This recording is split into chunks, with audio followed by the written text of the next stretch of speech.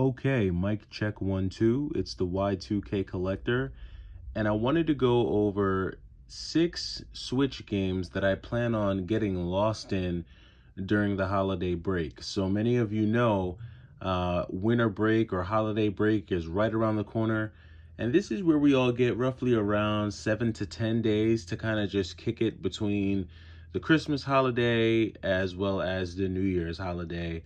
And so that's some of the best time to get some good gaming in. Everybody's home, you're able to relax, you're not working, and you can kind of take your mind off and get lost in a few games. And I find that it's this time of year that it's best to kind of get to those games that, either I started and didn't get to finish, or games that just kind of have eluded me in my collection. So it's these 6 games that I'm going to be diving into during the holiday season. And the first one is going to be Golf Story. So this is a really cool RPG golf game. And I've always been into golf games. I remember playing Cyber Tiger growing up. Mario Golf was huge. We used to play Mario Golf all the time. So I'm always down for a good golf game. Now, I'm used to the 3D golf games. So having this whole top-down 2D perspective, this whole pixelated Zelda feel for a golf game was very interesting and very new for me. And I started playing a little bit of this game because I downloaded it. I got this a while ago, like years ago. And I never wanted to open my physical copy, so I just downloaded it to start playing it.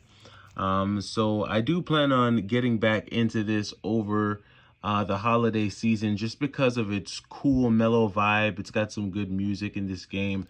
So I'm totally down for a little bit of Golf Story during this holiday weekend. The next game that I'm going to be looking at here is Ring Fit. So I actually started playing Ring Fit. Everyone in my house, we all started playing Ring Fit just to try to, get the body flowing and the blood moving. You're not as active usually during the winter because there's not as many things to do outside. So Ring Fit is a great way for us to just all kind of stay active and play some of the cool games. I like the adventure mode. It's a lot of fun having to beat the bosses. And it kind of just motivates you to do the moves or the reps to kind of get past each level. So this is definitely a cool one. Definitely will be playing this one with the fam during the holiday weekend. This is one that you've heard me talk about before, so I won't talk about it too much, but Mighty Goose. Mighty Goose is a 2D side-scrolling run-and-gun game. Think Metal Slug, but you're just a goose. Metal Goose is probably what they should have called this. But I just love everything about this game. The animations, the artwork. It kind of feels like a combination of like Metal Slug, but also like Prinny. There's certain parts of this game that feel like Prinny. If you've ever played the Prinny games on the PSP, there's also the Prinny Exploded Edition on the Switch. This kind of reminds me of that a little bit too. But I started playing Mighty Goose, got maybe to the 3rd level, and then just really stopped. So this is one that I'm going to try and beat this one over the holiday weekend. I think I'm just going to sit down one afternoon, get this in, have a strong cup of coffee and just knock this out once and for all. So I'll let you guys know if I'm able to do it. But Mighty Goose is definitely on my get lost in and beat pile for the holiday season. This one here is really cool because I'm really into the story, and I spoke about this recently. I can't really tell how far I've gotten in this game, but if I had to throw a percentage on it, I'd say maybe 19% way through. And as I was playing it more and more, I was really getting the feel of the game, learning the moves. I'm gonna have to take like a couple hours and regain the feel for this. I tried diving right into it the other day, but I got my butt kicked just because I lost all the feel that you get when the repetitive motion, the muscle memory. So I do plan on getting back into Astral Chain, but this is a beautiful game. I mean, Astral Chain is sick. I wonder if they're going to come out with a part 2. This game is just really, really dope. I bet you they will. When you least expect it, they'll just smack you with an amazing part 2. and that's when you'll see Astral Chain Part 1 skyrocket. Not trying to create FOMO, I'm just saying, if you've been collecting games for, let's say, the last, I don't know, 3 to 5 years, you know that's how it goes. I mean, look at Blasphemous. Before Blasphemous 2 came out, you could get a copy of Blasphemous for like 25 bucks, 20 bucks. As soon as Blasphemous 2 came out, Blasphemous 1 shot all the way right back up. So anyway, Astral Chain is a good one. I do look forward to getting back into this just to kind of see how it ends. The story's really cool. I like this one. Another one where I really like the story and I love the gameplay in this one. Always love me a good hack and slasher. And that is exactly what this is. Dust and Elysian Tale. This is a beautifully hand-drawn side-scrolling hack and slash game, kind of like in a Metroidvania style. The scenery and background is very interactive. You have kind of like this living sword that speaks to you, and you wield it, and you can learn moves and gain skill points and all that jazz. You have this little fairy that kind of helps you. She does moves as well. And I just like the gameplay in this one. The action is real fluid, and the music is great in Dust. So it's like, this one kind of calms me down, but it also revs me up too, because you're out there trying to pull off these amazing air combos and stuff. It's a really fun game. Check this out. Watch a YouTube review on this game. Dust is a good one.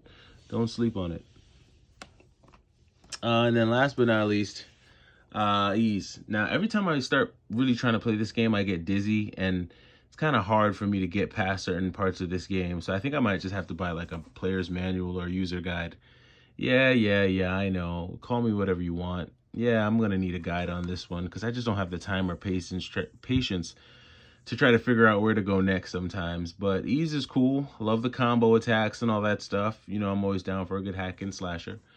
So this will be one that I dive into during the holiday weekend. Now, I did want to share a very recent pickup. This one came in today. And, you know, there are a lot of games on the Switch that mimic a lot of the great old school games that mimic Contra and Turtles in Time and things like that. But one of the genres that's highly, highly mimicked is the whole Castlevania style. And there are so many Castlevania clones on the Switch, as we already know. I have a few of them. Gal Guardians, Record of Lodoss War. I mean, there's a whole bunch of them. But recently, I got this pre-order that I totally forgot I even ordered, and it recently came in. I hope you got your copy. But that is Scarlet Symphony. And my oh my, if there's ever been a Castlevania clone, this would have to be it. Now, I think I pre-ordered this a while ago, and this one might have just been one that I barely caught right on the last chance moment, and I saw it, and I was like, oh man, this actually looks pretty cool. I probably should snag at least one copy. And I'm glad I did, even though the copy that they sent me looks a little beat up, man. This thing is like, I don't know if it's because it was in the cold, but look at that. It's got creases on it. What is that about? Horrible. But anyway, for that, I might as well just open it and play it, which is what I might do. But this is more than just kind of like a Symphony of the Night clone. I think this has like bullet hell style shoot 'em up elements to it, which is what kind of made this one really stand out to me. I was like, oh, this is cool. So, you know, a lot of these Castlevania clones, they all have kind of like their own gimmick to it. With Gal Guardians, it's kind of like you can switch between two different players that have two different fighting styles. And with this one, I can't even remember. Outside of the fact that it's a Metroidvania / bullet hell shoot 'em up, I can't remember what all the other features to this game are, but this is one that I probably will try and dive into over the holiday weekend, just because Metroidvanias and shoot 'em ups are always my cup of tea, and whenever I can get a game that combines those two things, I'm definitely down for it. But let me know what types of games you're going to be playing over the holiday weekend. I think this is a cool little Switch holiday starter pack of just a cool little mix of games to get me going. All of these games fit my gameplay style and what I like to get into. But let me know what it is that you are getting into. I am the Y2K Collector. Thank you for stopping by. Take it easy.